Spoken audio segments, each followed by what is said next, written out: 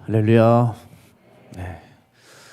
제가 이번 연합 예배를 드리면서 참 이렇게 귀한 자리인데 제 개인적으로 좀 속이 상합니다. 왜냐하면 몸이 너무 안 좋아서 이 밤에 거의 예배를 위해서 어떤 여러분 섬기는데 좀 말씀을 준비하는 참 어려움이 많았습니다만은 그래도 하나님 주신 은혜로 오늘 이 자리에 올라왔습니다. 그래서 오늘 제가 만일 횡설수설하고 무슨 얘기를 하는지 모르겠다 할지라도 이해해 주시고, 그러나 주님이 또 부족한 저의 입술을 주장하셔서 또 우리에게 필요한 말씀 허락해 주실 줄 믿습니다. 또 이렇게 귀한 예배당을 허락해 주신 우리 김영성 목사님과 또 필그림교회 성도님들께 깊은 감사의 말씀을 드립니다. 우리 함께 연합으로 예배할 때 주님께서 우리 심령 가운데 꼭 주시는 말씀이 있을 줄 믿습니다. 제가 근데 이 단에 서면서 제 개인적인 좀 몸도 힘든 것도 있지만 그걸 넘어서 여러분 어제 오늘이죠. 거의 이제 오늘까지 사상자가 발생한 안타까운 비보를 들으면서 참 여러 생각이 교차했습니다. 어제 늦은 밤에 사역자가 저에게 카톡을 하나 했어요. 그걸 보자마자 너무 깜짝 놀랐습니다.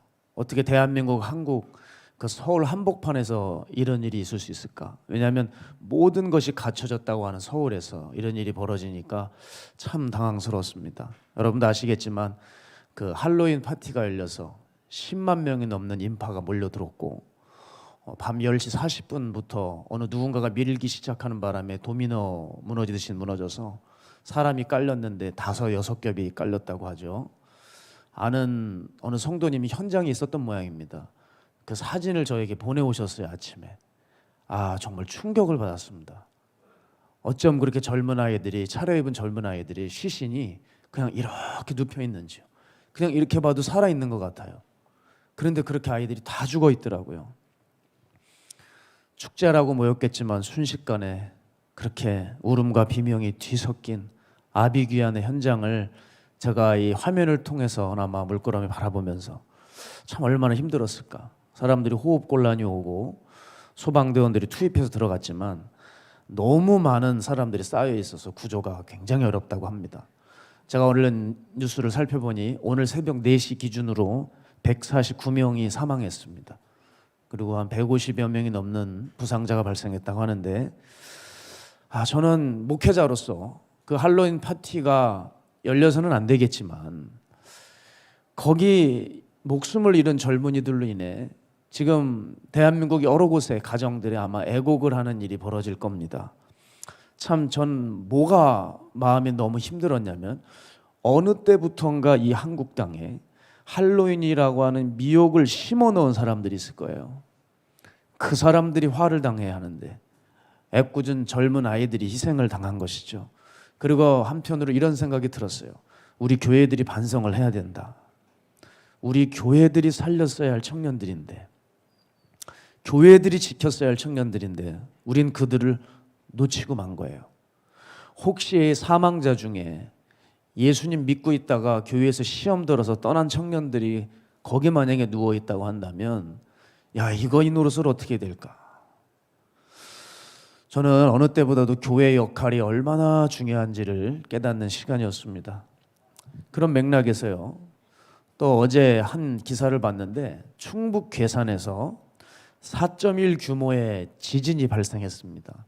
그런데 참 놀라웠던 것은 실제 지진이 일어나기 바로 몇 초 전에 재난 문자가 왔다는 거예요.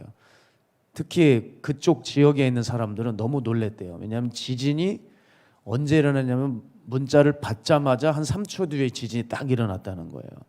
그리고 지진이 발생 후에 28초 만에 전 국민에게 재난 문자가 발송된 겁니다. 여러분 문자 받으셨죠? 갑자기 막 울렸지 않습니까? 저도 이 전쟁이 난 건가? 그랬거든요. 근데 이 재난 문자를 받고 난 후에 이 인터넷에 누리꾼들이 댓글을 이렇게 달았어요. 재난 문자 일 정말 잘한다. 이런 건 칭찬해줘야 돼. 야, 잘했다 진짜. 그래서 어떤 사람은 이렇게 적어놨어요. 이런 식으로 일하면 세금 하나도 안 아깝다. 이런 댓글이 쭉 달려있더라고요. 자, 여러분, 기상청이 기상청으로서 제대로 일을 할 때 온 국민이 안심하고 든든할 수 있듯이 저는 우리 교회를 좀 생각해 봤어요.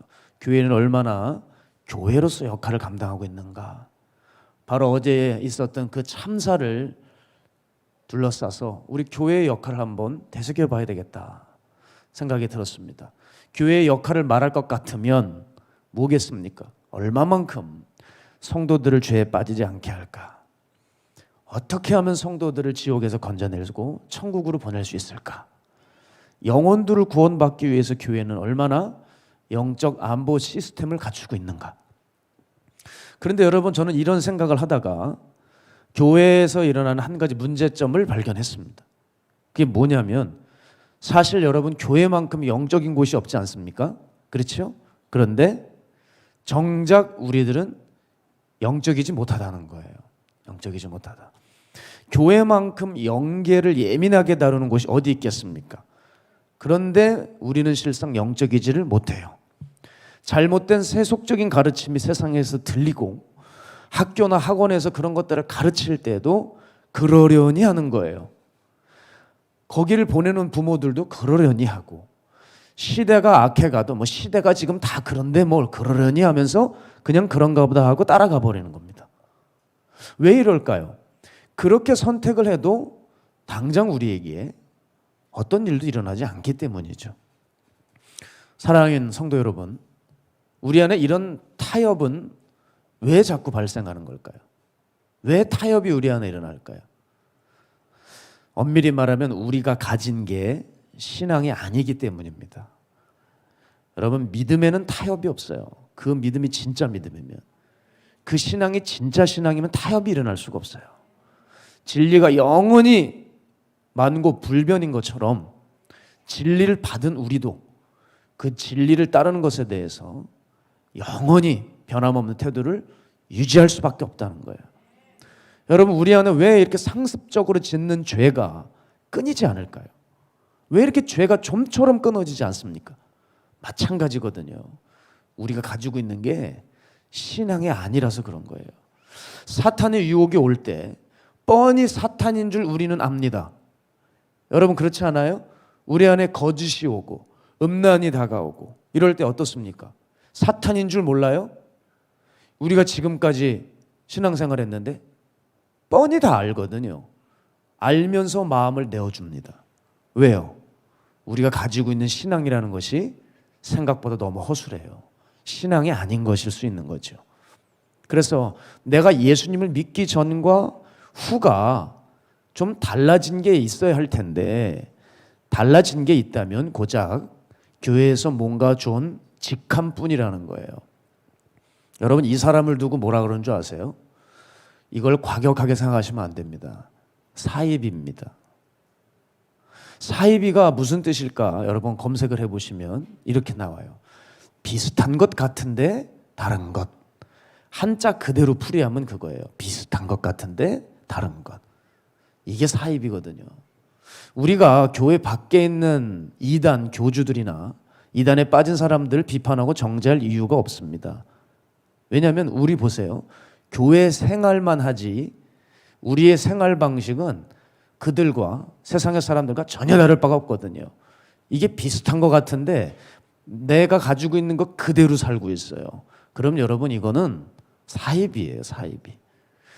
밖에 있는 진짜 이단들이나 여기 있는 우리들이나 어차피 생활 방식이 바뀌지 않고 그대로 살아간다면 동일하게 지옥 갈 운명에 정해져 있는 것입니다. 더군다나 교회 내에 있는 사이비가 밖에 이단들보다 더 무섭습니다. 여러분, 왜 더 무서울까요? 어렵게 생각하지 마세요. 우리 가까이 있기 때문입니다. 그렇죠? 가까이 있기 때문에.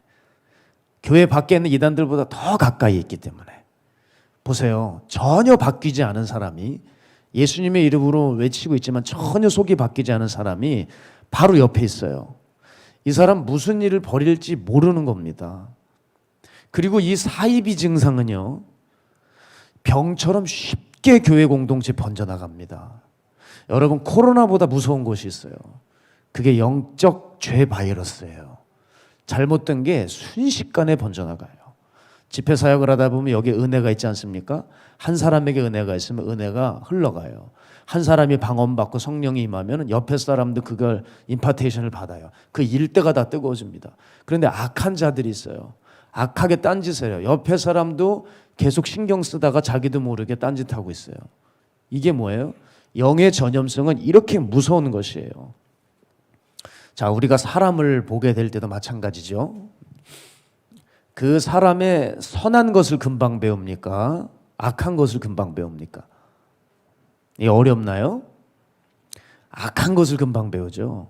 착했던 애가 불량한 애들과 어울리게 되면 이 불량스러웠던 애들이 착해지는 경우는 얼마나 될까요?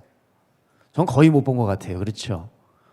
그런데 착한 애가 불량스러워지는 거는 너무 쉽습니다. 이건 다반사예요. 그래서 경건하지 못한 세상적 삶의 방식은 하나님의 뜻대로 사는 삶의 방식을 사람들에게 항상 악영향을 미치고 공격을 퍼붓습니다. 실제로 교회 내에서도 가짜들은 진짜를 공격해요. 제가 지금까지 마가의 다락방 그동안 사역을 10여 년이 넘도록 한 것 같아요. 물론 최근에는 아예 부임을 해서 맡고 있지만 얼마나 오랫동안 다락방 사역을 통해서 많은 성도님들을 봤습니까? 지금도 제가 한 분 한 분 열심히 뜯어보는 게 뭐냐면, 정신이 지금 혼미하거든요, 제가. 근데 열심히 뜯어보는 게 뭐냐면 우리 마가의 다락방 집회 때 오셨던 분들인가 지금 제가 보는 거예요. 좀 이럴 때 웃어보시면 됩니다. 뭐 이렇게 너무 심각하게 생각하지 마시고요. 제가 좀 몸 아프다 그러니까 좀 되게 불쌍하게 쳐다보시는데 그냥 잊어버리세요 이제. 예. 저는 시간 되면 오늘 짧게 딱 전할 말씀만 드리고 마치겠습니다. 제가 한때 다락방에 열심을 다해 올라온 성도님들 얼굴을 잘 기억하고 있습니다. 그런데 지금 제가 단에 서가지고 보잖아요. 아무리 눈을 씻고 찾아봐도 볼 수가 없어요. 그리고 안타까운 얘기가 들려옵니다. 이분들이 무너진 겁니다. 이분들이 어떤 점은 교회를 떠나기도 하고 잘못된 분들도 계시고, 아니 그렇게 뜨겁게 기도했던 분들이 그렇게 됐나? 예, 그렇게 됐더라고요. 저는 분명히 깨닫습니다. 밖에 있는 이단들보다도 교회 내에 있는 사이비가 훨씬 강하다. 그러니까 즉 경건치 못한 사람들을 통해서 그렇게 뜨거웠던 사람들이 그만 물들어 버리는 경우가 많은 거죠. 그래서 야고보의 동생인 유다는 그 당시 교회 사람들에게 강력하게 어필을 합니다. 오늘 본문을 제가 새 번역으로 가져왔는데요. 여러분께 잠깐 읽어드리겠습니다. 사랑하는 여러분, 나는 여러분에게 우리가 함께 가진 구원에 관해서 편지를 써 보내려고 여러 가지로 애쓰고 있었습니다. 그러던 참에 나는 이제 여러분에게 성도들이 단번에 받은 그 믿음을 지키기 위하여 싸우라고 권하는 편지를 당장 써야 할 필요가 생겼습니다. 몇몇 사람이 몰래 숨어들었기 때문입니다. 성경에는 그들이 받을 심판을 옛날에 미리 적어 놓았습니다. 그들은 경건하지 못한 자들로서 우리 하나님의 은혜를 방종거리로 만들고 오직 한 분이신 지배자요 우리의 주님이신 예수 그리스도를 부인하는 자들입니다. 유다가 봤을 때 교회에 신앙생활하고 있는 동일한 교인들이라고 하는 자들이 들어왔는데 이들이 비슷한 것 같은데 다른 거예요. 이 교회 내에 너무나도 강력한 사이비들로 인해서 교회의 영적 기강이 허물어지고 주님 앞에 잘 세워졌던 무성도들의 그 영적인 상태들이 허물어져 가고 있는 거죠. 자, 유다는 지적하죠. 성도들이 그 단번에 받은 믿음. 그렇죠. 여러분, 우리에게 믿음이 생긴 것은 노력에 의해서, 자력에 의해서 생긴 게 아니라 걸어가신 성령에 의해서 여러분 심령 가운데 믿음이 생겨난 것입니다. 그렇죠. 여러분, 우리가 예수 그리스도를 믿을 때 우리가 의로워지는 것, 이것이 신학 용어로 칭의라고 하잖아요. 우리가 의인인 게 아니고 의인으로 칭해 준 거예요. 의인으로 여겨 준 거예요. 왜? 그 아들 예수 그리스도의 숭고한 피로 인해서 우리는 의인화 되었다는 거예요. 그렇죠? 근데 그 사실은 단번에 이루어집니다. 단번에 일어나요. 예수 그리스도 정말 구세주를 믿고 주님을 인정하는 순간 여러분 칭의는 단번에 일어나고 믿음이 생겨나죠. 그런데 그 믿음을 단번에 생겼다고 해서 그 믿음이 영원토록 동일한 믿음으로 갈 수 없는 거지요. 내가 한 번 구원 받았다고 해서 그 구원이 영원토록 변함없이 끝까지 구원으로 가면 얼마나 좋겠습니까? 그러나 그렇지 않은 것을 유다도 얘기해 주는 거예요. 그래서 너희들이 받은 그 믿음을 지키는데 최선을 다해서 싸워야 한다. 이거 가만히 있어서는 안 된다. 믿음의 선한 싸움을 싸워야 한다고 바울은 수없이 어필했어요. 자, 여러분, 믿음을 지키기 위한 싸움, 이것이 반드시 성도들에게 있어야 한다는 것이죠. 가끔 교회들을 보게 되면 은혜 파리를 합니다. 은혜 파리. 무슨 말이냐면 은혜를 너무 강조하다 보니까 우리가 하나님 앞에 마땅히 해야 될 어떤 영적인 의미를 무시하는 경우가 있어요. 하나님은 사랑이 많으시니까 교인들의 세속적이고 불경건한 생활 방식까지도 이해해 주시고 보호해 주시고 붙들어 주신다. 여러분, 이게 은혜팔입니다. 은혜팔이. 그냥 무조건 귀에 걸면 귀걸이고 코에 걸면 코걸이, 계속 은혜만 강조해요. 여러분, 이것은 심각한 미혹이고 심각한 거짓입니다. 여러분, 우리가 주님으로부터 은혜를 정말 받았다면, 우리가 정말 은혜를 받았다고 하는 증거는 내 삶을 경건하게 이끌어가는 삶의 방식이거든요. 제 말이 어렵습니까? 내가 은혜를 정말 받았잖아요. 그럼 내 생활 방식이 바뀌어야 돼요. 그걸로 우리가 은혜를 정말 입었고 구원을 받았다는 것을 드러내주는 증거입니다. 그래서 구원은 삶이에요. 우리 박 목사님 늘 삶을 강조하시죠? 아무리 신학책을 뒤지고 유명한 사람들의 얘기를 구원해서 찾아봐도 역시 동일한 얘기예요. 여러분, 구원은 삶을 반드시 이끌어냅니다. 그런 의미에서요. 저 뒤에 앉아있는 우리 강한수 형제가 있어요. 어제 같이 함께 잠시 좀 식사를 했어요. 근데 뭔 얘기를 하냐면, 목사님, 어느 전도사님과 함께 식사를 하고 났는데 그 전도사님 집 바로 앞이 자기 친구가 하는 그 주점이래요. 그러니까 이거는 고급 술집은 아니고 또 싸구려 그 뭐죠? 그냥 일반 노래방은 아닌데, 아니 노래방이 싸구려가 아니고요. 또 오해하지 마세요. 횡설수설 하는 거예요, 제가 지금. 고급 술집과 그냥 일반 노래방, 이도 저도 아니지만 그 중간에 주점이 있대요. 저도 본 것 같아요, 간판을. 노래 주점이라고. 그렇죠? 여기서 고개를 끄덕거리시면 안 돼요. 지금 몇 분이 끄덕거려요. 이상한.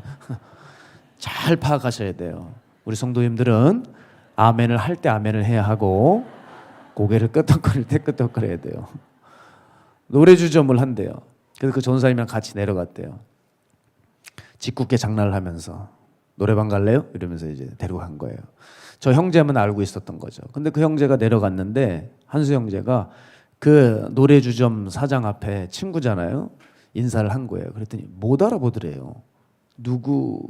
그때 이제 마스크를 딱 내리니까 어휴, 얼굴이 너무 달라졌어. 어휴, 강한수 맞아? 이렇게 얘기한 거죠. 그래서 그래, 잘 왔어. 술 줄까? 그러더래요. 대뜸 술 줄까? 그래서, 아니야, 나 술 안 먹어. 끊었어. 그러면서 이제 여기 옆에 계신 분이 전사님인데 말씀 좀 들어보고 너 교회 좀 나와라. 그러는 거예요. 제가 우리 한수 형제를 볼 때마다 그러거든요. 얼마나 얼굴이 바뀐 줄 아냐. 왜냐하면 조직폭력배 출신인 강한수 형제를 박 목사님 설교를 듣다 보니까 다들 어딜 가든 저하고 같이 훈련한다는 얘기를 들으시고 궁금해하세요. 한수 형제 사진 있느냐, 어떤 분이냐, 뭐 이렇게 물어봐요.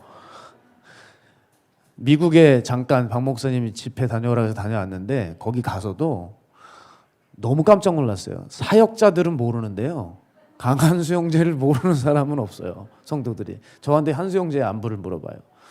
그리고 실제로 이 형제가 한수입니다라고 얘기하잖아요. 그러면 다 못 믿어요. 왜냐하면 얼굴이 너무 변해서. 몇 분은 아직도 안 변하신 분이 있는 것 같아요. 지금 굉장히 침울하신 분들. 여러분, 오늘이라도 좀 잘 웃으시면서 예배를 들어보세요. 예수님을 만나니까 얼굴 낯빛이 바뀌어요. 그게 실질적으로 그 바닥에 같이 함께 있었던 그런 사람들도 보면은 놀라는 거예요. 몰라보는 거예요. 여러분, 그러나 저 형제가 여기까지 오기까지는 어땠을까요? 어느 날 한 번에 들어온 그 믿음을 지키기 위해 정말 여러분 모르는 치열한 싸움이 있었거든요. 치열한 싸움. 그런데 사람들은 그 치열한 싸움을 하질 않아요. 오늘도 이렇게 너무나도 좋은 교회, 제가 요번에 마가다락방 집회를 필그림교회에서 하지 않습니까? 올 때마다 야, 여기 있는 성도님들은 정말 좋으시겠다. 어쩜 이렇게 좋은 성전에서 갖춰진 예배당에서 편안하게 또 의자에 앉으셔서, 우리 다락방 교인들은 맨날 고관절에 안 좋고 허리가 안 좋으신데 그냥 좌식을 그냥 앉아 계시거든요. 제가 하도 안 돼서 요번에 의자를 주문했습니다. 할렐루야. 어머. 아, 여기서 결정이 나는 거예요. 박수를 치는 분은 마가다락방 교인이고, 제가 부임한 지 얼마 안 돼가지고 모르거든요. 다는 몰라요. 지금 막 하나씩 교족부를 보면서 익혀가고 있는데, 아, 다 박수를 치신 분은 마가다락방 교인이고, 뭐 하는 건가 이게, 이런 사람들은 이제 다 필기름 교인 분들이네요. 예.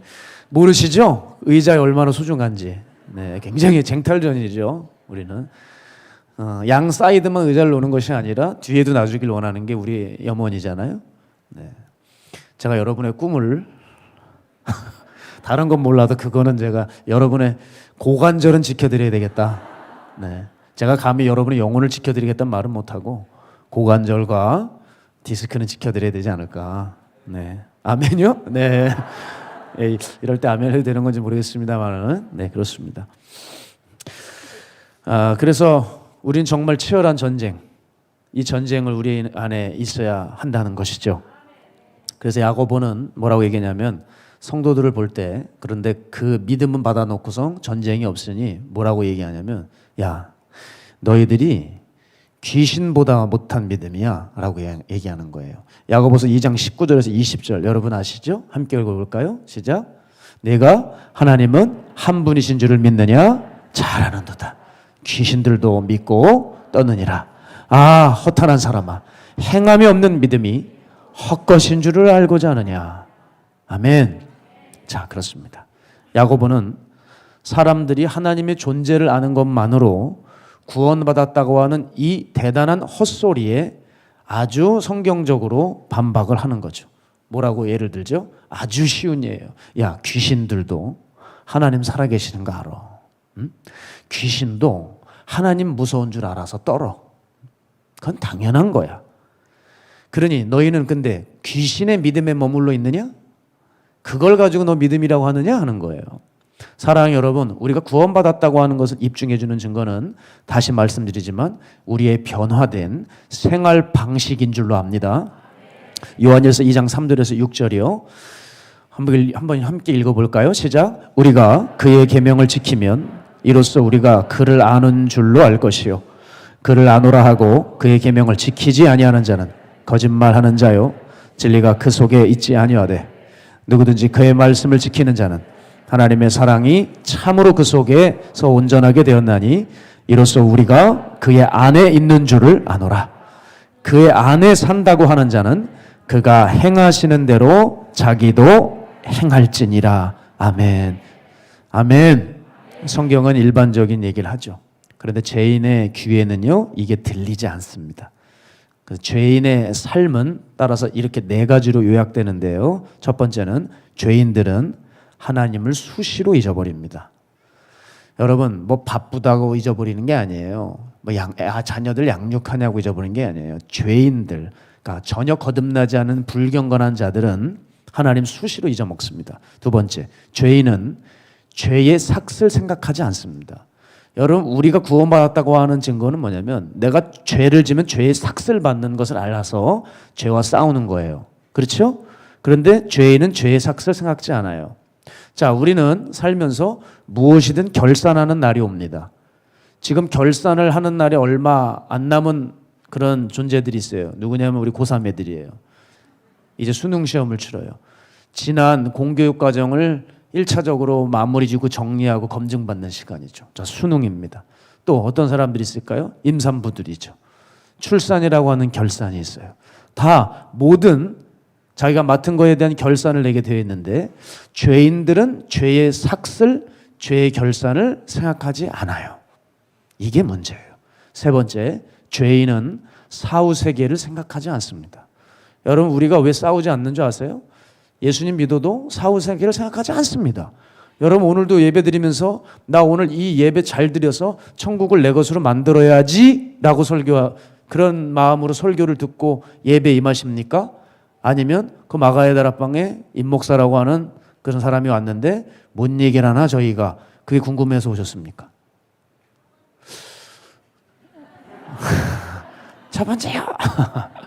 저분은 아마 필그림교회 교인분이 아닐까. 네. 사후세계를 생각지 않아요. 죄인은 네 번째, 죄인은 세상 방식의 영향을 강하게 받습니다. 여러분, 세상 생활 방식의 영향을 강하게 받습니까? 여러분 결코 죄인의 굴레에서 떠나지 않은 사람들이에요. 우리가 예수님을 믿을 때 내 생활 방식이 얼마나 내 안에서 사라지고 난 이거를 거부하고 있는가, 그거를 체크하지 않으면 우리는 신앙인이라고 하지만 제가 말씀드릴게요. 사입이라고요.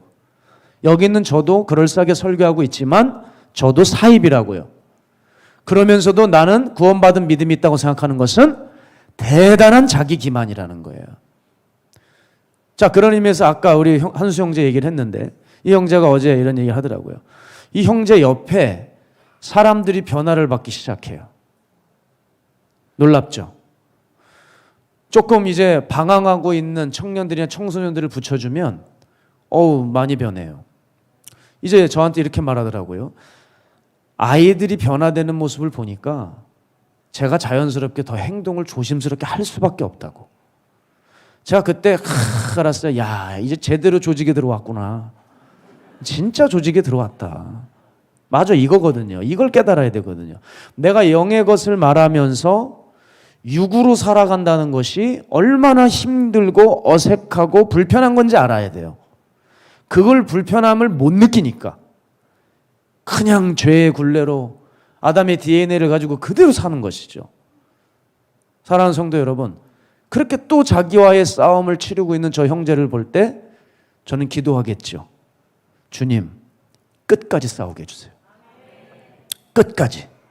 지금 이겨도 이긴 게 아니니 주님, 끝까지 결국 이겨 주님 앞에 면류관 받는 저 형제 되게 해달라고요.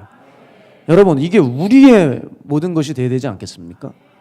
사람들이 어떤 사람의 신앙과 됨됨이를 볼 때 너무 섣불리 평가해요. 여러분, 섣불리 평가해요. 그러나 그건 아니에요. 끝까지 가봐야 돼요. 끝까지 가봐야 그 사람이 비로소 참된 사람인지 진정한 변화를 이룬 줄 알게 되죠. 쉽게 말씀드리면 여러분, 달리기 경주를 보세요. 참가자들 보세요. 처음에 스타트 라인에 섰을 때 다 대단해 보여요. 와, 막 근육도 장난 아니고 그냥 타고난 게 저 사람은 저거 하러 태어났구나 느낌이 오잖아요. 일반 사람들과는 비교할 수 없는 기량입니다. 그러나 여러분, 이들을 놓고 처음부터 저 경기에 누가 승자라고 짚을 수 있어요? 없어요? 없죠. 물론 정말 뛰어난 선수들은 있어서 저 사람이 우승 후보다라고 어떤 예견은 하지만 그걸 확정은 질 수는 없어요. 왜냐하면 잘 달렸던 사람이 중간에 부상으로 실려가는 일도 벌어져요. 피니칭 라인까지 왔는데 하필 거기서 체력 고갈로 넘어져가지고 2등이 그냥 1등으로 돼버려요. 그러니까 누가 진짜 승리자인지는 끝까지 가봐야 안다는 것이죠. 그래서 여러분, 우리들 판단을 할 때 저 사람의 신앙이 고결해 보여. 야, 저 사람은 깊은 기도가 있어. 집볕에 저런 열정이 있네. 와, 목구멍까지 뜨거운 게 올라오는 거 봐. 저렇게 회개의 눈물을 흘려. 저 설교를 듣고 저렇게 받아 적어. 그리고 심지어 예배 때 변화가 일어나기도 하죠. 주색 잡기가 끊어지는 거예요. 내가 사업가였는데 부정적인 사업 수완도 끊어버려요. 욕쟁이들, 그런 욕쟁이가 없는데 예배 드리고 와서 한 달 동안은 욕도 안 해요. 박수 받을 만 합니다. 그죠? 아직까지 20, 30년 믿어도 조금도 변함이 없는 사람들 있으니까요. 자, 그 사람들 훌륭합니다. 그런데 제가 말씀드리고 싶은 것은 그게 끝까지 유지가 돼야 된다. 하여간 그게 문제인 거예요. 우리는 지금은 변화의 모양이 다 있어요. 끝까지 가야 된다. 제가 아는 분은요, 치유를 받았어요. 암 말기에서 치유를 받았어요. 이거 얼마나 감사해요. 여러분, 딱 1년 동안 감사하고 1년 후부터 그대로 돌아갔어요.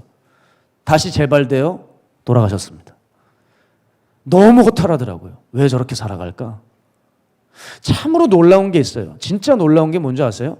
변화되어야 되는데 안 변화되는 게 참으로 놀라워요. 똑같은 건물 안에 똑같은 성경을 가지고 똑같은 설교자에게 말씀을 똑같이 들었는데 심지어 반응도 똑같아요. 아멘, 아멘, 아멘 다 했어요. 그런데 이상해요. 이상해요. 작은 것을 체험을 한 것 같은데 어떤 사람은 많은 것을 열매를 맺고요.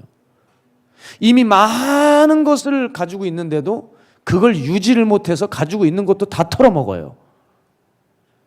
저는 그런 의미에서 종교개혁가 중에 유명한 사람 한 사람이 있어요.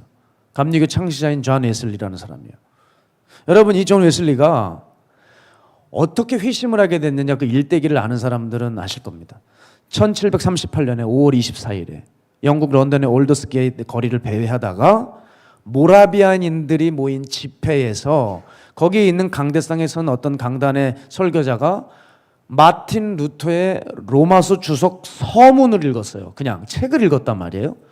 그거를 읽었어요. 근데 웨슬리가 거기 회중 가운데 있다가 그거를 듣고 마음이 뜨거워지고 어떤 구원의 확신을 갖고 그때부터 그는 회심에서 변화되거든요. 그런데 여러분, 이 원문을 찾아보면은 이 은혜를 받은 정도를 표현해 놨어요. 근데 warm heart예요. warm heart. 그냥 마음이 따뜻해진 정도예요. 어떤 강렬한 썬더볼트가 온 게 아니란 말이에요. 어떻게 보면요, 우리가 마가의 다락방에서 집회 때 받았던 그 성령님의 놀라운 체험보다 현상적으로나 감정적으로나 강도가 훨씬 약한 체험일 수 있습니다. 웨슬리가요. 근데 그 체험으로 인해서 놀라운 세계적인 복음 전도자가 되고 그렇게 끝까지 살았어요. 끝까지. 그래서 지금도 많은 사람들에게 회자되고 있는 거 아니겠어요? 여러분, 우리가 지금 계속해서 신앙생활을 하고 있다고 하지만 과연 우리 신앙과 우리 믿음을 붙들고 있는 것인지, 아니면 교회 입구 문고리만 붙들고 놓지 않고 있는지. 나는 끝까지 죽을 때까지, 무덤 들어갈 때까지 필그림이야. 마가의 다락방이야. 여러분, 이것만 하고 있는 거 아닙니까? 이것만. 스펄전 목사님이 이런 얘기를 하셨어요. 교회 안에 최악의 사람들은 시작은 했지만 결국 중간에 그 길을 포기해버린 사람이라고 그랬어요. 자, 너무 아깝죠? 사실 이런 사람들 사입이라고 볼 수도 없어요. 왜냐하면 처음엔 노력을 했거든요. 시작을 했어요. 중간까지도 왔어요. 근데 끝이 포기해버렸어요. 자, 이 말은 한때는 선한 것처럼 보였던 사람들이 지금은 악한 사람들이 되었다는 거죠. 예수님께서도 이런 말씀하셨습니다. 소금이 만일 그 맛을 잃으면 무엇으로 짜게 하리요? 그러면서 세상이 악해진다는 겁니다. 이 말은 이렇게 말할 수 있어요. 최고 상품이었던 소금이 부패를 해버리면 최악이 돼요. 그래서 맛을 잃으면 사람의 발에 밟힌다고 하잖아요. 그죠? 그러니까 최고의 상품이었던 것이 망가지면 최악이 돼버리는 거예요. 예를 들면 제가 참 좋아했던 팝 가수가 있습니다. 팝 가수가 있어요. 여러분 너무 아실 거예요. 영화 예전에 90년대 보디가드라고 하는 영화에 나왔던 OST를 불렀던 휘트니 휴스턴이라는 가수예요. I will always love you. 예? 왜 웃으시죠? 눈치를 채신 것 같아요. 저분이 지금 한 곡도 부르려고 그런 게 아닌가 그러셨죠. 이거 보세요. 저 아파요. 휘트니 휴스턴이요. 이 곡으로 전 세계인들에게 사랑을 받았습니다. 정말 타고난 가수예요. 제가 볼 땐 머라이어 캐리가 이 휘트니한테 안 돼요. 정말 타고난, 정말 최고의 세계적인 그런 가수입니다. 근데 1990년대 중반이었어요. 그때까지도 명맥을 유지했습니다. 근데 90년 후반부터 마약에 손을 댔어요. 뭔가 행사가 있는데 성실성에 문제가 생겨서 펑크를 내기도 하고. 여러분 안타깝지만 마약 후유증으로 인해 2012년에 심장마비로 사망했습니다. 제가 그 기사를 볼 때 세상에 휘트니 휴스턴이 100년에 한 번 나올 것만 할까 그 가수가 마지막에는 마약을 하도 해가지고 목에서 쇳소리가 나왔다 그랬거든요. 옆에 있는 사람들이. 어쩜 저 천상의 목소리를 가진 사람이 저렇게 망가질 수가 있을까? 제 명예에서 죽지도 못하고 세상에 50을 넘기지도 못하는 거예요. 어떻게 저렇게 단명할 수 있었을까? 여러분 그 사람은 최고였기 때문에 그의 무너짐은 최악이라고 말할 수 있는 거예요. 따라서 사람은 끝까지 지켜봐야 그의 참된 상태가 드러나는 것이죠. 예전에 어떤 사람이 아주 유명한 설교관 조지 휘필드에게 이렇게 질문했습니다. 목사님, 저 사람 아시죠? 저 사람 성품 어떻습니까? 저 사람 꽤 유명한 사람인데요. 그때 이 목사님이 정확한 말씀을 하셨어요. 뭐라고 그러셨냐? 나는 저 사람과 함께 살아본 적이 없습니다. 여러분 너무나도 분명한 답이죠. 저 사람과 살아본 적이 없대요. 그러니까 겉모습 가지고 내가 말할 수가 없다는 거예요. 한 사람의 생애를 여러분 몇 년 잡을까요? 70년, 80년 잡는다고 치죠. 우리가 10년, 20년, 30년을 지켜보고도 결론을 못 내리는 게 사람입니다. 마지막에 어떻게 될지를 몰라요. 따라서 우리에게 필요한 것은 뭐예요? 날마다 부어주시는 성령님의 은혜가 필요하다. 그 성령님의 은혜와 때를 따라 돕는 은혜와 말할 수 없는 탄식으로 우리 심령 가운데 주님께서 함께 해주셔야만 우리가 거룩한 형상을 유지할 수 있고 하나님의 사람이 될 수 있다는 거 아니겠습니까? 그래야만 우리가 일관성을 가지고 한결같이 하나님께 충성된 사람으로 나아갈 수 있다는 것입니다. 성경에 보면 마술사 시몬이 나와요. 근데 전 이 마술사 시몬의 기록은 참 저에게는 의미가 깊었습니다. 왜냐하면 사도들의 말을 믿었다라고 누가는 기록해놨어요. 사도행전에. 그런데 바로 이어서 뭐라 그래요? 바로 얼마 지나지 않아서 사도들에게 돈을 주며 자기에게도 그 성령을 팔라고 제안합니다. 아, 이 사람 그러니까 듣는 성도가 아니었던 거예요. 성경에 보면 구리 세공업자 알렉산더 나옵니다. 이 알렉산더는 처음에 한때 사도를 구하려고 전면에 나서서 위험까지 감수했던 사람입니다. 바울이 이 구리 세공업자 알렉산더를 처음에 사랑할 수밖에 없었어요. 바울을 변호해 주니까. 그런데 보십시오. 바울의 말년에 디모데후서 4장 14절에서 15절 보시기 바랍니다. 함께 읽을까요? 시작. 구리 세공업자 알렉산더가 내게 해를 많이 입혔음에 주께서 그 행한 대로 그에게 갚으시리니 너도 그를 주의하라. 그가 우리 말을 심히 대적하였느니라. 바울을 도왔던 자가 바울이 하는 모든 사역을 부정하고 그의 온 삶을 녹여서 바울이 하는 복음 사역을 방해했다는 거예요. 놀랍지 않습니까? 따라서 하나님의 자녀라고 하는 증표는 시작하는 데 있지 않아요. 끝에서 확인되어야 됩니다. 주님 말씀하셨죠. 마태복음 7장에 그들의 열매로 그들을 알 것이다. 존재가 온전히 변하지 못하면 나무를 보아 그의 열매를 달아볼 것이다 그러잖아요. 우리의 존재가 바뀌지 않으면 잠깐의 업적과 행위는 의미가 없는 거죠. 의미가 없는 거예요. 베드로가 비유로 얘기했던 것처럼 지금 잠깐 씻겨진 돼지 같지만 그냥 변한 적이 없기 때문에 이게 사람이 아니기 때문에 그 꾸정물을 다시 먹고 진창에 다시 굴른다는 거예요. 따라서 여러분 우리는 어떻게 이 구원을 이루어가고 성도로서 살아갈까? 참 중요한 말씀이 아닐 수 없습니다. 우린 끝까지 믿고 끝까지 따르고 끝까지 싸워야 될 줄 믿습니다. 그래서 욥기 17장 9절에 보면 그러므로 의인은 그 길을 꾸준히 가고 손이 깨끗한 자는 점점 힘을 얻느니라 그랬습니다. 예, 여러분 제자들이 순교할 수 있었던 이유는 뭔지 아세요? 그건요 그들의 처음을 보면 말도 안 되는 거예요. 베드로 하는 거 보세요. 그 제자들 일당들 보세요. 얼마나 사고뭉치해요. 그죠? 틈만 나면 자기 유익을 말했잖아요. 근데 그들은 다 순교했습니다. 그죠? 왜 그렇게 됐어요? 꾸준히 한 거예요. 꾸준히. 계속 그 일을 끊임없이 한 것에 있다는 것이죠. 순교까지 간 거죠. 사랑하는 여러분, 전 지금도 그분이 생각이 나요. 야, 열정이 있어도 안 되더라고요. 열정이 있어도. 실력이 있어도 안 돼요. 제가 왜 이분을 잘 아냐면 제 옆방에 살았습니다. 마가야 다락방에 있을 때. 박보영 목사님 옆에서 대단하게 활동을 했던 부교육자 한 명이 있었어요. 별명이 불도저였어요. 해내지 못하는 일을 하루아침 자고 나면 다 해놨어요. 아니 어떻게 이렇게 했을까? 이렇게 했을까?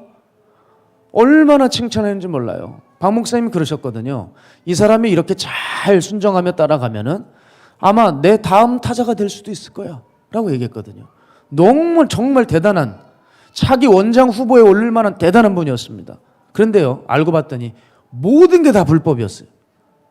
박 목사님께 어마어마한 빚더미를 안겨주고 뻔뻔하게 서 있었습니다. 그 사고를 치고도 제가 사택에 그 사람을 데리고 박 목사님께 간 적이 있어요. 이제 모든 일이 다 드러났을 때. 이야 얼마나 태어난지 몰라요. 얼마나 태어난지. 잘못이 요만큼도 없다는 얼굴이에요. 여러분 처음에 안 그랬어요. 우리 정말 손만 안 잡았지 같이 산기도 다녔어요. 같이 동일한 예배당 섬겼고요. 근데 문제가 뭐예요? 끝까지 지키질 못하는 거예요. 지금 저는 이제 사역의 길을 걸어가면서 그분에 대한 어떤 실망감 이런 것도 이제 많이 없어요. 왜냐하면 언제든지 나도 그렇게 될 수 있으니까. 그건 모르는 거예요. 그러니 그렇게 되냐 안 되냐는 종이 한 장 차이인데 싸우느냐 안 싸우느냐예요. 참 중요해요. 그래서 유다가 그렇게 교회를 향해서 너희의 믿음을 지키고 싸우라고 내가 지금 당장에 편지를 써야 할 필요성을 느낀다. 그게 오늘 본문이잖아요. 난 너무나도 강력한 필요성을 느낀다. 그게 이미 그 옛날부터 지금 현대 교회까지 수많은 사람들이 지불해야 될 대가를 지불하지 않는다는 데 있다는 것입니다. 사랑하는 여러분, 우린 끝까지 이겨내야 됩니다. 그러니 해결해야 될 문제를 해결하셔야 돼요. 세상이 우리를 가만 안 둡니다. 내 육체가 가만히 안 둡니다. 사단이 끊임없이 우리를 속삭입니다. 특히 진짜 힘든 게 뭔지 아세요? 이 육체의 생리적인 부분이요. 이 나태함, 이 게으름, 이 교만함, 음란함, 이중적, 거짓됨, 이 육체의 약함을 이용하여 사단이 얼마든지 쉽게 그들의 노예로 만들어 버릴 수 있기 때문에 여러분 육체를 이 예배당에 쉴 수 있는 이 휴일에 꺾어 바쳐서 주님 앞에 나오게 하는 거 정말 중요한 일이에요. 예배 드리면 뭐하냐? 예배 열심히 드리면 뭐하냐? 여러분 예배 열심히 드리는 게 반이라고 저는 생각해요. 사실 일단 육체를 갖다 놨어요. 마음을 드리지 못하더라도 일단 갖다 놔야 돼. 그러다가 성령께서 작정하셔서 그 말도 안 되는 불경건한 자를 만나 주실 수도 있고 바울을 만나 주셨던 것처럼 그의 말씀에 놀랍게 선포하실 수도 있는 거고 뒤집어 주실 수도 있는 거 아니겠어요? 예. 일단 우리는 육신을 쳐야 된다. 그 육신을 치는 첫 번째는 예배에 빠지지 말자. 기도회에 빠지지 말자. 모이기 힘쓰라고 하신 주님의 말씀에 그것부터 일단 순종해 보자. 그렇게 몸을 들이다 보면 우리의 육신이 언젠간 말씀의 말을 듣는 날이 오지 않을까. 저는 그렇게 생각해요. 여러분 제가 산기도를 오랫동안 다녔습니다. 저는 지금도 산기도 다닌다고 자랑하지 않아요. 주님이 하십니다. 왜 산기도 가는 줄 아세요? 절 육신을 치려고요. 주일날 밤을 꼬박 새고 산에 올라가 사역 다 마치고 산에 올라가는 건 너무 힘듭니다. 여러분 그건 불가능한 일이에요. 가다가 몇 번을 졸았어요. 산을 가다가 차에서 졸음운전을 하는 거예요. 그냥 전 난리를 치면서 갈 때도 많았습니다. 왜 가는 줄 아세요? 주일날 죄 안 지려고. 어떻게든 나를 꺾어버리려고. 그거지 별거 없어요. 여러분보다 훨씬 악하고 모자란 게 많기 때문에 싸우지 않으면 못 가니까 그냥 꺾어 놓으려고 가는 거예요. 가서 졸다가 형편없이 기도하다 내려옵니다. 저 양반 기도하러 올라가네. 아는 사람이 있을 수 있어요. 저 임목쌤 아니야? 뭐야 벌써 내려와? 벌써 내려가요 그냥. 도저히 기도가 안 된다. 나 죽겠다 오늘은. 그러나 내려와요. 무슨 제가 뭐 밤이 맞도록 예수님처럼 기도하는 줄 아세요? 제 땀방울이 핏방울이 되는 줄 아세요? 제 땀방울은 모기만 꼬여요. 아무것도 없습니다 여러분. 그냥 가는 거예요 그냥. 뭐 있어요 여러분? 왜 예수 믿습니까? 왜 예배 드립니까? 뭐 고상한 신학적인 용어 쓰지 맙시다. 살려고 온 거예요. 왜 예수가 필요합니까? 죄로 인해서 도무지 가망성이 없는 죄인들이 살아날 방법은 예수 그리스도밖에 없으니까 나 그냥 살려고 나온 거예요. 주님 나 좀 붙잡아 달라고 나온 거 아니에요. 지금 사경을 헤매고 예배가 집중이 안 돼도 여러분 잘 오신 거예요. 주님 나 붙잡아 달라는 거예요. 주님 붙잡아 주시지 않겠어요? 싸워야죠. 신앙은 이와 같이 주님 모시고 치르는 전쟁 속입니다. 저는 이번 한 주도 참 마음으로 얼마나 사단들이 공격을 하는지 몰라요. 참 죄는 무섭죠. 하나를 정리해 놓으면 또 다른 놈이 와요. 그럼 또 다른 거를 정리해 놓으면 죽여놨던 게 다시 고개를 쳐들어요. 야 이걸 어떻게 해야 되나? 인간의 힘으로는 불가능해요. 그러나 인간의 힘도 필요해요. 이것을 파악하고 분별하면서 제어할 수 있는 노력과 함께 성령님의 강한 은혜와 이끌어 주심이 이 신인 협력서를 통해서 신인 협력을 통해 정말 우리가 더욱더 주님의 온전한 단계로 진입한다고 저는 믿습니다.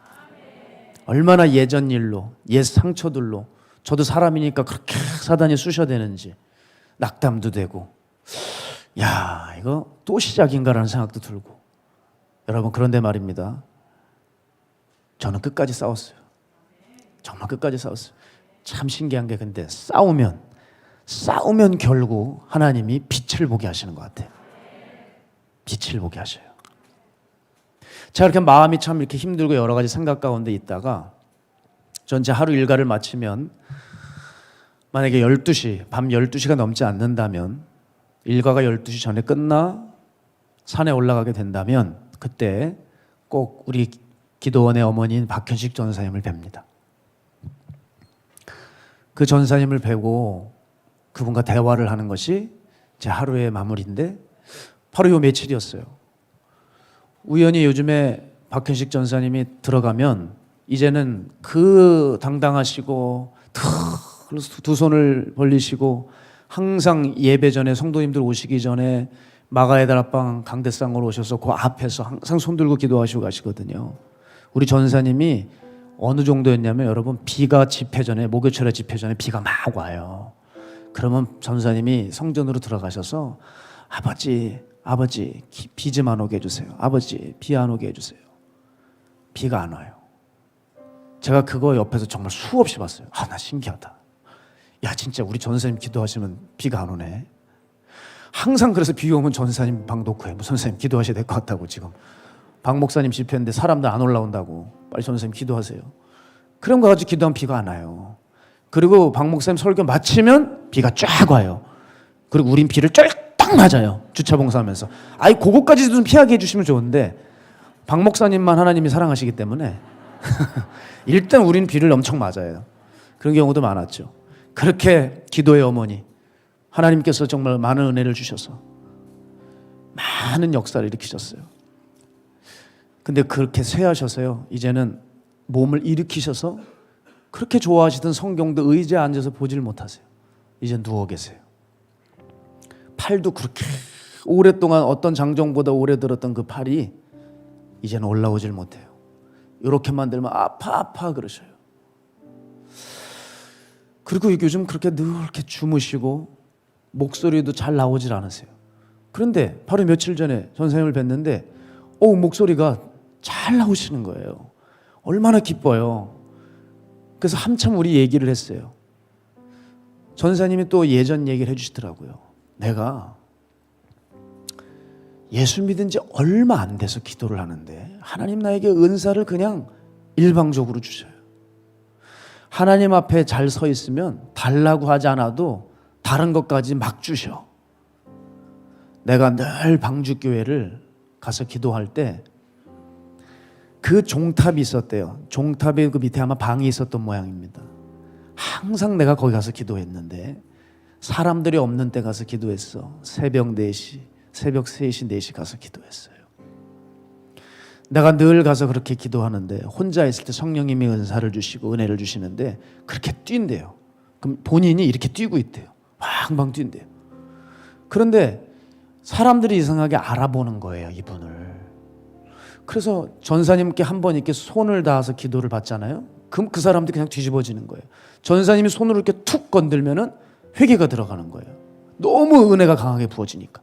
그러니까 진풍경이 벌어진대요. 예배만 마치고 나면 전사님 앞에 줄을 쓴대요. 전사님 나도 때려주세요. 그럼 전사님이 머리를 툭 건들잖아요. 그럼 뒤집어지는 거예요. 떼굴떼굴 그러고. 어떤 사람은 이렇게 같이 뛰고, 당신도 뛰면서 탕 쳤는데 이렇게 뛴 거예요. 여러분, 그 잘못된 사람들의 안찰이 아니고요. 그냥 이렇게 된 거죠. 이렇게 툭툭 되면 그냥 막 회개가 터지는 거예요. 그런데 방주교회에 부교육자가 있었대요. 근데 성도들은 꼭 부목사님이 있는데 나보고 신방을 해달라 그러고 나보고 예배를 해달라 그래. 그래서 나는 그 신방 다 다니느라 내가 4남매를 키웠는데 애들 김밥 하나 못 사주는 어미였다고 하시면서 쭉 본인이 어떻게 하나님 섬겼는지를 얘기하시는데 그렇게 감동이 왔어요. 제가 그 전사님의 손을 뺏어가지고 아프신 어깨지만 제 머리에 손을 얹었어요. 이렇게. 그리고 진짜 진심으로 기도했어요. 하나님, 다른 게 아니고요. 그 은사 달라는 게 아니고, 하나님, 저도 이분처럼 하나님 좀 사랑하게 해주세요. 한평생 주님 그렇게 혼자 만나시고 지금 96세가 된 그 시간까지 항상 마가야 다락방을 위해서, 박 목사님을 위해서, 성도들을 위해서 기도하고 계세요. 끝까지 그렇게 자신의 믿음을 지키신 그분, 저한테 이렇게 얘기를 하세요. 하나님이 사랑하시니 목사님 기도 열심히 하세요. 하나님 기쁘신 뜻을 이루세요. 항상 그래요. 또 저한테 한참 손잡버린데 진지 잘 잡수세요. 뭔 진지예요? 밥이죠. 밥 많이 먹으라고. 밥 많이 먹어야 주에 사역한다고. 그렇게 저에게 말씀하신 그분의 눈빛을 제가 잊을 수가 없어요. 주님, 제가 이분이 평생에 우리 하나님 사랑했던 것처럼, 평생에 아버지의 집에 머무르길 기뻐하셨던 것처럼, 평생에 남을 위해 기도했던 것처럼 저도 좀 그런 종이 좀 되게 해주시옵소서. 그날 그렇게 간절하게 기도드리는데 마음이 그렇게 울컥했어요. 사랑하는 여러분, 우리 이겨야 됩니다. 지금 이겨도 그 이긴 거 아닐 수 있어요. 끝까지 이겨야 이기는 거거든요. 우리가 끝까지 이겨서 주님의 기쁨 되었으면 좋겠어요. 야고보서 1장 4절을 참 좋아하는데요. 인내를 온전히 이루라.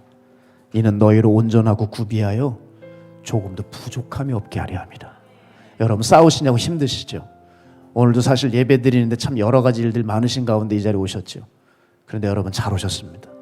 오늘 다시 한번 싸워보고 다시 나의 마음을 지키고 하나님 내게 주신 은혜를 붙들며 나아갈 때 주의 성령이 우리의 길을 정말 아름답게 여시는 그 은혜가 있을 줄로 믿습니다. 너무 감사합니다. 하나님 또 힘을 주셔가지고 또 무사히 잘 마치게 해주셨는데요. 주님이 정말 우리를 너무나 싸우게 원하시는 것 같아요. 끝까지 믿음의 선한 싸움을 싸워 유다가 그 교회에 편지를 쓸 수밖에 없었던 그 절박한 마음 오늘 조금이나마 느끼셔서 믿음의 선한 싸움, 이 경주에 승리하신 여러분 되시길 주의 이름으로 축복합니다. 우리 시간 함께 이 찬양하면서 주님 앞에 준비하신 예물 드리겠습니다. 사랑하는 하나님, 우리가 싸우되 피 흘리기까지 싸워 하나님 우리에게 주신 거룩한 생명 지키게 하여 주시고 거룩을 지키게 하여 주시고 구원을 온전히 이뤄낼 수 있도록 주님 함께하여 주시기를 원합니다. 영생의 말씀이 주께 있사오니 내가 어디로 가오리까?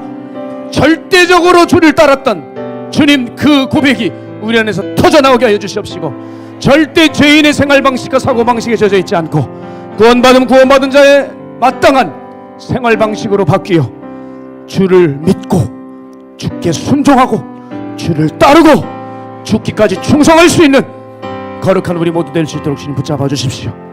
오늘 연합이란 이름으로 모였습니다. 그러나 지금 대한민국의 상황은 매우 좋지 않습니다. 주여, 그러니 이럴 때 더욱더 우리가 교회로서 성도로서 역할을 감당해야 될 때입니다. 우리가 서둘러 회복되어 정말 죽어가는 영혼들을 살리지 못하는 것에 대해서 다시 한번 준비하며 다시 한번 훈련하여 한 영혼이라도 사단에게 빼앗기지 않도록 하나님 이 땅 고치고 새로워지며 영혼들을 데려올 수 있도록 강권하여 내 집을 채우라고 하셨던 주님의 지상명령을 이룰 수 있도록 제자 삼으라고 하셨던 주의 명령을 이수할 수 있도록 우리 사랑하는 주님의 성도들을 붙잡아 주시고 그렇게 이끌어 주시옵소서. 모든 영광 주님만 홀로 받으시길 소망하오며 살아계신 예수님의 이름으로 감사드리며 기도드립니다.